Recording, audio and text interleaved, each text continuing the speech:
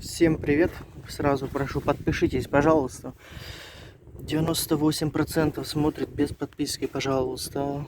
Так, короче, суть видео какая. Смотрите, если вы услышали там посторонний шум и думаете, или помпа у вас, или что-то, но это касается автомобилей Шкода. Не знаю, возможно, то есть на других тоже подойдет. Что мы делаем? Мы берем ключом, выпускаем ремень кондиционера, гидроусилителя. Вот. Выпускаем, фиксируем, снимаем полностью ремень и запускаем автомобиль.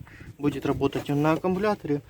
Если шумы пропали, значит у вас, скорее всего, 100% это подшипник, господи, генератора.